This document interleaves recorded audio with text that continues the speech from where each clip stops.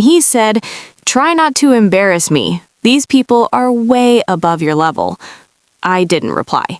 But when the host came over, shook my hand, and said, "Finally, we've been waiting to meet you," his face went pale instantly. My name is Sloan Mercer. I'm 34 now, but this story takes me back to when I was 29, fresh into my career as a sustainability consultant, full of ideas and, unfortunately, dating the wrong guy. His name was Brandon. We met through mutual friends. He was charming at first, confident, ambitious, the kind of guy who always knew the right people.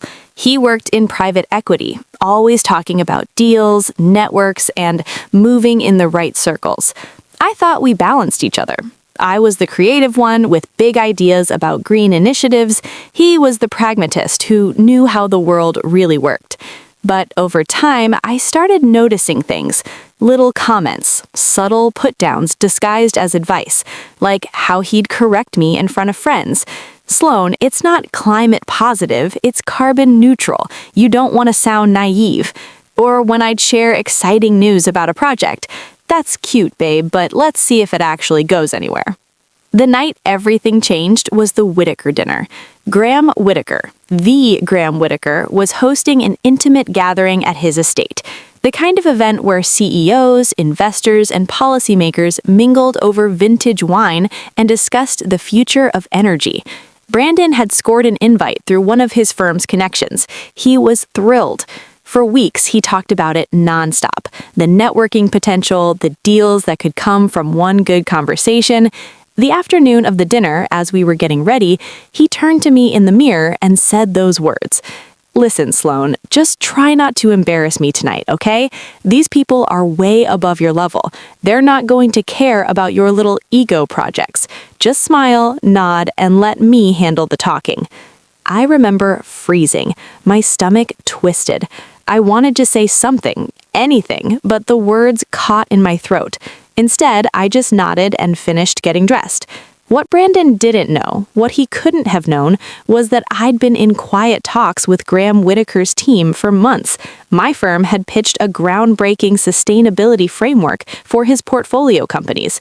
Graham himself had requested a meeting, but we'd kept it discreet until the numbers were ready. We arrived at the estate. It was breathtaking. Rolling hills, modern architecture blending with nature, valets, string quartet, the works. Brandon was in his element immediately, shaking hands, dropping names, laughing a little too loudly at jokes. I hung back, sipping champagne, feeling smaller than ever. Then Graham Whitaker appeared. He scanned the room, spotted me, and made a beeline straight over, ignoring everyone else trying to catch his attention. "Miss Mercer," he said warmly, extending his hand. "Finally, we've been waiting to meet you properly." Brandon, who had been mid-conversation with some venture capitalist, turned and went completely still. Graham continued, loud enough for the nearby group to hear, "Your proposal was brilliant, exactly what we've been looking for. My team can't stop talking about the ROI projections on those carbon offsets." He turned to the small crowd that had gathered. "Everyone, this is Sloan Mercer, the consultant who's going to lead our industry in sustainable investing." People started introducing themselves to me, asking questions, handing me business cards.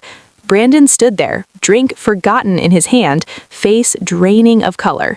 Later, in the car ride home, he exploded. "What the hell was that? You knew Whitaker and you didn't tell me?" "I tried to mention the pitch months ago," I said quietly. "You dismissed it as tree hugger stuff." "That's not the point. You made me look like an idiot." "No, Brandon," I said, my voice steady for the first time that night. "You did that to yourself." The fight lasted days. He accused me of sabotaging him, of keeping secrets to one-up him. I realized then how conditional his respect had always been, only there when he thought he was the superior one. I ended it that week. He didn't take it well, called me ungrateful, said I'd never make it without his connections. But something shifted in me that night at the Whitaker estate. I stopped dimming my light to make others comfortable. The Whitaker deal went through. Massive contract, life-changing money. More offers followed, speaking gigs, board seats. 2 years later, I ran into Brandon at an industry event.